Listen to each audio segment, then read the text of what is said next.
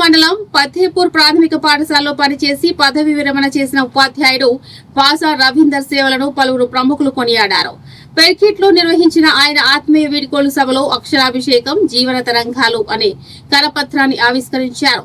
ఎంఆర్పీగా Scott leader గా విద్యారంగంలో రవీందర్ అందించిన అంకిత భావం మరవలేనిదని, నూతన ఆవిష్కరణలతో విద్యార్థుల అభివృద్ధికి ఆయన ఎంతో కృషి చేశారని వ్యక్తులు ప్రశంసించారు. తప్పనిసరిగా అందరి రిటైర్మెంట్ ఫంక్షన్లు అటెండ్ చేస్తున్నాను. అదొక ఆనందకరమైనటువంటి అనుభూతి. ఈనాడు కూడా రవి మరి గుర్తుంచుకొని ఇన్వైట్ చేసి రమ్మన్నందుకు, మన మ్యారేజ్ ఉన్నాయి అటెండ్ చేసేది అంటే సరే అటెండ్ చేసినా సరే రావాలి అంటే అటెండ్ చేసిన 1:15 అట్లా వచ్చాను.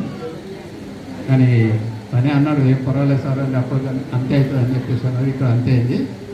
అందరికీ లేజర్గా కూర్చొని చాలామంది పాత మిత్రులందరినీ కూడా కలవడం జరిగింది. అదొక ఆనందకరమైనటువంటి విషయం. ఇది లేటుగా నిర్వహించినప్పటికీ కూడా అందరినీ ప్రేమపూర్వకంగా సన్మానించారు. ఇక మా లెక్కకు వస్తే పిల్లలు అన్నప్పుడు ఇంకా ఎప్పటికి పిల్లలు కాదు, అందరు పెద్దోళ్ళు అయ్యారు, రిటైర్మెంట్ కూడా తీసుకున్నారు.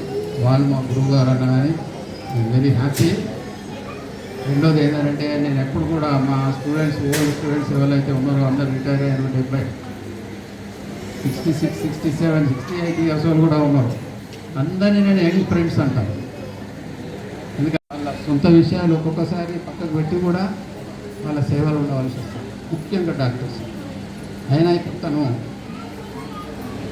అనస్థిసియా చేసింది కాబట్టి కొంత మట్టుకు ఎమర్జెన్సీస్ ఉన్నాయి. ఎమర్జెన్సీస్ ఉంటే మాత్రం ఖచ్చితంగా పేరెంట్స్ పక్కకు ఉండాల్సిందే. ఎంతమందినో నేను చూశాను, చూస్తున్నా, అనుభవిస్తున్నా. కాబట్టి వాళ్ళకు ఓపిక కావాల్సిందే. ఒక డాక్టర్ ఉన్నా, ఇద్దరు డాక్టర్ ఉన్నా, ఎంతమంది డాక్టర్లు ఉన్నా కరెక్ట్ సహనశీలి కాబట్టి నడుస్తుంది. ప్రసాద్ డాక్టర్ ఇప్పుడే డాక్టరా కన్నా ఎంటర్ అవుతున్నది ఆయన ప్రసాద్ ఆ డాక్టర్. నీకు కూడా చెప్తున్నా ఫ్యూచర్లో ఎట్లా ఉంటుందో. కాబట్టి అందరూ కూడా మంచి సహనంతోనే ఉండాలా. రిటైర్మెంట్ అయిన తర్వాత మనం ఏం పని చేసినామన్నా కూడా మర్చిపోవాలా. పిల్లలు తప్పు చేసినా ఒప్పు చేసినా కానీ ప్రేమతో స్వీకరించాలా. కఠినమైనటువంటి పదాలు రాకుండా ఉండడం చాలా అత్యవసరమైనటువంటి విషయం. మా ఇంకొక యంగ్ ఫ్రెండ్ మనోహర్ చెప్పిండు పైసలన్నీ ఇచ్చేయద్దు అని. ఎక్కడ పైసలన్నీ ఇచ్చేయద్దా? రిటైర్మెంట్ బెనిఫిట్స్ వస్తాయి, ఇంకేదో సంపాదన ఉంటుంది, కూడబెట్టుకుని ఉంటాయి. అవన్నీ కూడా బిల్డింగ్లు కట్టడానికి దానికో దీనికో పెట్టి ఖర్చు చేయకుండా పర్సనల్ అమౌంట్ ఉంచుకోవాలా. ఎందుకంటే చదివిస్తాం కాబట్టి అభిమానం ఎక్కువ ఉంటుంది.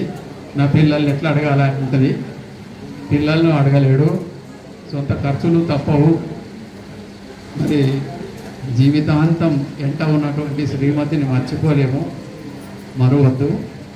ఆమె యొక్క సంరక్షణ రిటైర్మెంట్ తర్వాత ఎక్కువ పెరుగుతుంది.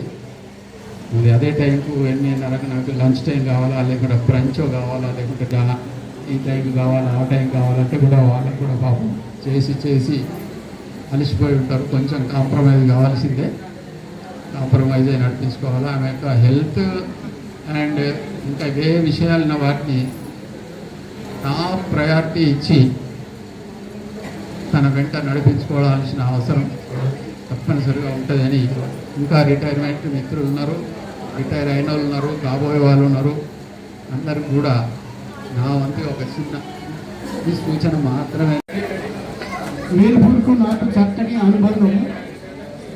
ఎవరైతే రిటైర్ అవుతున్నారో వేల్పూర్లో వారి యొక్క ఊరిలో నేను ఎక్కువ కూడా పనిచేశాను.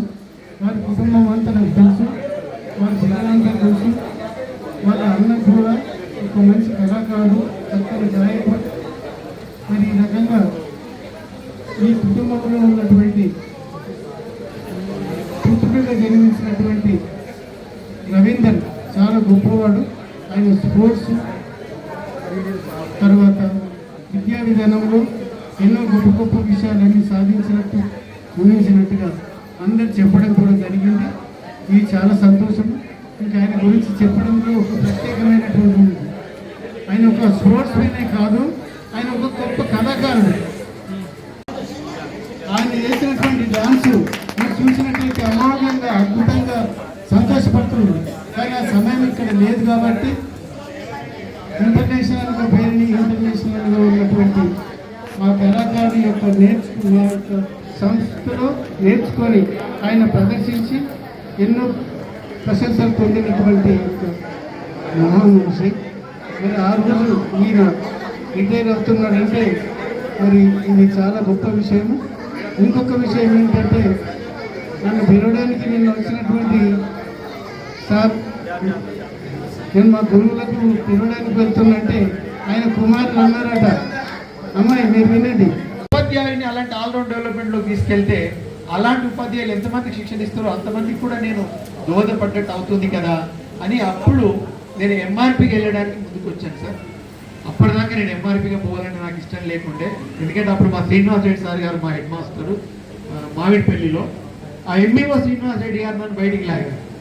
బయట సార్ ఎంఈఓ శ్రీనివాస్ రెడ్డి గారు నువ్వు ఖచ్చితంగా రావాలి నాన్న, నువ్వు ఎందుకంటే నీ గురించి మాకు బాగా తెలుసు అని అంటే అప్పుడు 2020 విజన్ డాక్యుమెంట్ నేను ఒక్కొని రాశాను. బైరే సార్ సహకారంతో 2020 విజన్ డాక్యుమెంట్ మొత్తం రాశాను సార్ నేను ఎంఆర్టీలో.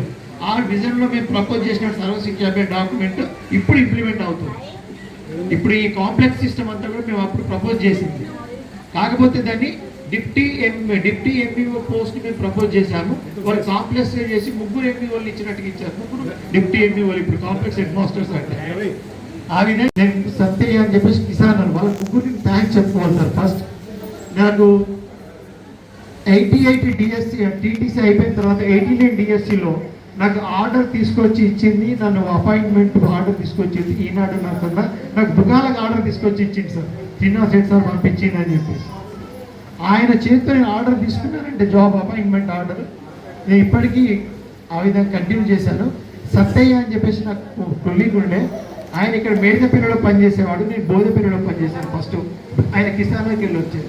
కిసాన్ నగర్ టు మేడపల్లి పోవాలంటే ఆయనకి ఎప్పుడు ప్రేయర్కి లేట్ అయ్యేది. ఎంఈఓ సాయన సార్ అప్పుడు విలేజ్కి వెళ్ళి కాంప్లైంట్లు వస్తున్నాయని ఎప్పుడు రిజిస్టర్ చేసేవాడు. ఆయన వచ్చి నాకు చెప్పాడు, రవి నువ్వేమనుకో, నువ్వు బోధపల్లి అంటే నాకు కిసాన్ నగర్ పక్కకి నాకు దగ్గర అవుతుంది, మేడపల్లి అంటే నీకు ఆర్మూర్ దగ్గర అవుతుంది, నువ్వు సంతకం పెట్టి అని నేను చేసుకొస్తాను. నా మ్యూచువల్ ఆర్డర్ సైన్ చేసి తీసుకొచ్చి నన్ను ఆర్మూర్ మండలంలో పడేశాడు. అంటే 33 ఇయర్స్ ఆర్మూర్ మండలంలోనే పనిచేశాను. అనగానే వీళ్ళకి ఏంది వస్తు అని చాలా కామెంట్స్ ఉన్నాయి బయట. అలాంటిది ఏమీ ఉండదు. ఉపాధ్యాయుడు అంటే ఉపాధ్యాయుల్లో కూడా 3 రకాలు ఉంటారు సార్. పేరెంట్ ఉపాధ్యాయుడిగా, పేరెంట్ టీచర్గా ఉన్న వాళ్ళు చాలామంది తమ పిల్లల్ని వాళ్ళ ఎడ్యుకేషన్కే ప్రిఫరెన్స్ ఇస్తారు తప్ప స్టూడెంట్ ఎడ్యుకేషన్ ప్రిఫరెన్స్ ఇవ్వని ఉపాధ్యాయులు చాలామంది ఉన్నారు. కొంతమేమో పేరెంట్స్ని ప్లస్ పేరెంట్ టీచర్గా ఉంటూ స్టూడెంట్ యొక్క డెవలప్మెంట్ కోరుకునే ఉపాధ్యాయులు ఉన్నారు. కొందరు ఇది కాదు అది కాదు ప్రొఫెషనల్ ఉపాధ్యాయులు మాత్రమే ఉన్నారు. ఇలాంటి ఎంతోమంది ఉపాధ్యాయులు మేము చూసాం. ఎంతోమందికి నేను చాలా మోటివేషన్ క్లాసెస్ కూడా తీసుకున్నాను.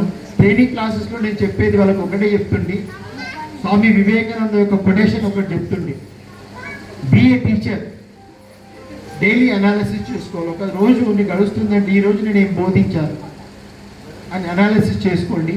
బీ ఏ స్టూడెంట్, ఈరోజు ఒక దినం గడిచిపోయిందంటే ఈరోజు నేను ఏం నేర్చుకున్నాను అనేది ఒకటి ఆలోచించుకోండి అని చెప్పేసి ఈ 2 విషయాలు ప్రతి ట్రైనింగ్ విషయంలో నొక్కి వక్కానిస్తుంటే ఆ విధంగానే నేను అనాలిసిస్ చేసుకొని ఎంఆర్పీగా అయిన తర్వాత రిటర్న్ నేను పిప్పి స్కూల్కి పోయిన తర్వాత ఎంఆర్పీగా నేను ఎన్ని ట్రైనింగ్లు ఇచ్చానో, ఎన్ని వాళ్ళకి మాడ్యూల్స్ చెప్పానో, ఎన్ని రకాలు చేశానో దాదాపు ఒక 96 మాడ్యూల్స్తో డిస్ప్లే కూడా పెట్టాను. మా ఎంఆర్సీలో 96 మాడ్యూల్స్లో డిస్ప్లే పెట్టాను సార్. అదంతా పోయింది. నేను పిప్పి పోయిన తర్వాత వాటిని నేనే ఇంప్లిమెంట్ చేయలేకపోయాను. ఆ రోజు నుంచి నేను అకాడమిక్ రిసోర్స్ పర్సన్గా పోవడం మానేశాను. నరసింహులు సార్ ఎంఈఓ వచ్చిన తర్వాత పిలిచినా కానీ నేను పోలేదు. గొప్పలు చెప్పడానికి కాదు, రిసోర్స్ పర్సన్ అంటే చేసి ప్రాక్టికల్గా అనుభవించి ఫీల్ అయ్యి చెప్తేనే అక్కడ ఆ యొక్క ఎక్స్ప్రెషన్ అనేది వర్కౌట్ అవుతుంది. కాబట్టి నేను చెప్పలేకపోతున్నాను, దాన్ని ఇంప్లిమెంట్ చేయలేకపోతున్నాను. కాబట్టి ఇక నేను అకాడమిక్ సైడ్ పోనని చెప్పేసి నేను చాలా వరకు తగ్గించాను. ఆ తర్వాత రాజగంగారం వచ్చిన తర్వాత ఆఫీస్ సెట్ చేసి ఇచ్చి ఒక్కసారి కొన్నిసార్లుగా న్యూ ఎడ్యుకేషన్ పాలసీ మీద వెళ్ళమంటే ఒకసారి వెళ్ళి వచ్చాను సార్. మళ్ళీ ఆడికే రిసోర్స్ పర్సన్గా మానేసి ఒక స్కూల్లోనే ఉన్నాను. స్కూల్ డెవలప్మెంట్స్కి ఒకసారికి నేను స్కూల్ కనుక పోయినట్టయితే అకాడమిక్, ఫిజికల్ నీడ్స్ వీటన్నిటి గురించి చేసి కాన్సన్ట్రేట్ చేసేవాడిని. అమ్మ ఆదర్శ పాఠశాల కింద మన ఊరు మనబడి కింద పెరిగిట్ స్కూల్లో, ప్రైమరీ స్కూల్లో టోటల్ ఫెసిలిటీస్ అని కూడా సింగిల్ హ్యాండ్ నేను ఒక్కనే చూసుకున్నాను సార్. ఇలా ప్రతి స్కూల్లో ప్రతి ఎంఆర్సీలో ఎక్కడ పోయినా నేను చేసుకునేవాడిని. చైల్డ్ లేబర్ ప్రాజెక్ట్లో కూడా బాల కార్మిక వ్యవస్థలో నేను పనిచేసినప్పుడు ఎంఆర్పీగా చాలామంది విద్యార్థుల్ని మెయిన్ స్ట్రీమ్లోకి తీసుకొచ్చాము. ఆ విధంగా తీసుకొచ్చినప్పుడు ఒకసారి కలెక్టర్ రాయుడు గారు ఆకస్మికంగా రైడ్ చేశారు మా మీద, ఆకస్మిక విజిట్ చేశారు. విజిట్లో కూడా ఎక్కడ 1% కూడా ఆయనకు డిఫరెన్స్ కనబడక గోవింద్పేట ఆర్బీసీ ఎంఆర్పి ఎవరు అని డిస్టిక్లో ఎంపీడీఓస్ ఎంఆర్ఓస్ మీటింగ్లో పాయింట్అవుట్ చేసి is very good at records అని చెప్పేసి అప్రిషియేట్ కూడా చేయడం జరిగింది సార్ డిస్ట్రిక్ట్ మీటింగ్లో. ఆ విధంగా రవీందర్ నీ గురించి కలెక్టర్ గారు మాకు మీటింగ్లో చెప్పారు. ఆ విధంగా వర్క్ కనుక నేను ముందు పెట్టుకుంటే 100% నాకు న్యాయం చేసిన తర్వాత ఇంకో వర్క్ తీసుకునేవాడిని. ఆ రోజు నైట్ 12 o'clock అయినా కానీ ఆ వర్క్ని కంప్లీట్ చేసిన తర్వాత నిద్రపోయేవాడిని. మా జ్యోతి చెప్తుండే 12 దిక్కులేదు నీకు, నిద్ర లేదు మన లేదు, 12 గంటల దాకా రాసుకుంటూ కూర్చుంటామని. కానీ తప్పది. ఎందుకొరకంటే మా డిస్ట్రిక్ట్ రివ్యూస్ మీటింగ్ అవుతున్నప్పుడు 36 మండలాలు రివ్యూ చేసేవాళ్ళు మా ఎంఆర్పీగా ఉన్నప్పుడు మమ్మల్ని చేస్తున్నప్పుడు అక్కడ డిస్ట్రిక్ట్లో మీటింగ్లో కలెక్టర్ లిస్ట్ డిఓ లిస్ట్లో ఇంకా డ్యూ లిస్ట్లో కనుక నా పేరు ఉంటే సార్, 6 మండల పేరుంటే అస్సలు అనౌన్స్ చేసేవాడు కాదు డిఓ గారు అక్కడ ఆఫీసర్ పక్కకు పిలుచుకొని రవి మీద ఒక బిల్ పెండింగ్ ఉందంటే నెక్స్ట్ డే ఇమీడియట్ 12 o'clock మధ్యాహ్నం పంపించేవాడు. వాళ్ళకి తెలుసు పంపిస్తాడని. అందుకని నా పేరు 6 మండల పేరు అస్సలు అనౌన్స్ చేసేవాళ్ళు కాదు డిస్ట్రిక్ట్లో. అదే వేరే మండలం పాయింట్అవుట్ చేసి ఫుల్ తిట్టేవాడు. ఆ